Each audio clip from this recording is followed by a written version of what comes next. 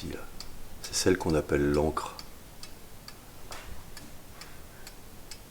Chaque fois que le balancier part d'un côté, il entraîne l'encre avec lui.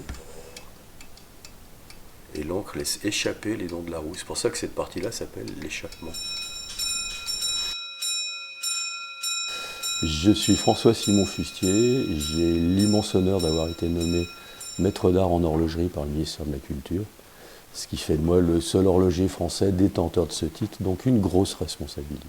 On appelle ça un mouvement de Paris parce que c'est un type de mécanisme qui a été fabriqué à partir de 1750 pour mettre dans des pendules des mécanismes plus petits que ceux qu'il y avait jusqu'à présent qui étaient dans des cartels et faire des pendules de cheminée avec des motifs et des tailles réduites. La problématique, c'est que si on ne fait rien, dans 25-30 ans, il n'y aura plus personne formé à l'ancienne qui saura intervenir sur les mécanismes anciens. Donc l'idée, c'est de créer des outils de transmission au goût du jour qui vont permettre de donner la compréhension d'un mécanisme à des gamins qui ne pourront pas le manipuler. Donc pour ça, on crée des jumeaux numériques. Aujourd'hui, je travaille sur un projet qui s'appelle Chronospédia, qui est l'idée de créer une encyclopédie numérique de l'horlogerie ancienne. Une horloge comme celle-ci, voilà. On va la démonter entièrement, pièce par pièce. On va redessiner chacun des éléments. On va les mettre dans une bibliothèque.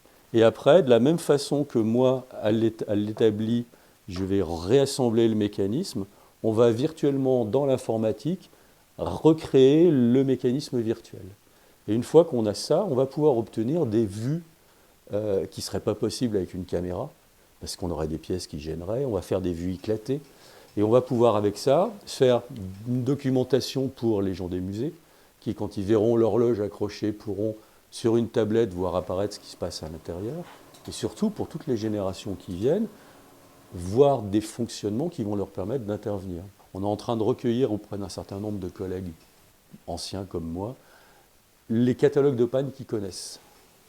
Donc en fonction de ces catalogues de panne, on crée un arbre de décision, si telle chose, alors je vérifie telle autre, etc., etc. Et de là, on confie le travail à des élèves de Grenoble INP qui, à partir de ce logigramme, vont le mélanger avec mes modèles 3D et vont nous créer une assistance au dépannage en réalité, alors je ne sais pas ce qu'ils vont aboutir, réalité virtuelle ou réalité augmentée, j'en sais rien. Mais on est en train de préparer le SAV de demain. Et cette méthodologie qu'on met en place grâce aux universités et aux labos qui travaillent avec moi, elle va pouvoir se transférer à tout système mécanique. Sauf que l'horlogerie, l'horlogerie c'est un peu plus sexy, comme ils me disent. Comme j'avais abandonné les droits sur les modèles 3D, j'ai créé sans le vouloir la première base de données libre de droit, de mécanismes en mouvement. Donc j'ai créé une sorte de terrain de jeu pour tout un tas de laboratoires qui devaient faire de l'expérimentation, qui ont récupéré mes modèles et qui, en contrepartie, fournissent gratuitement le résultat qu'ils nous amènent. Mais sur celui-ci, alors qu'on a une horloge qui, depuis le début, n'avait qu'une seule aiguille, on se retrouve avec un extérieur de cadran où il y a les chiffres des minutes qui sont marqués. Or, à l'époque où cette horloge a été faite, la minute, elle n'existait pas. Donc on a visiblement quelqu'un qui a voulu mettre son horloge au goût du jour, un peu pour de la frime, quoi, voilà. C'est la tête de mon grand-père quand il était petit, sculptée par mon arrière-grand-père. Bon, c'était mignon comme tout, il travaillait avec un outil dans la main qui avait le visage de son enfant.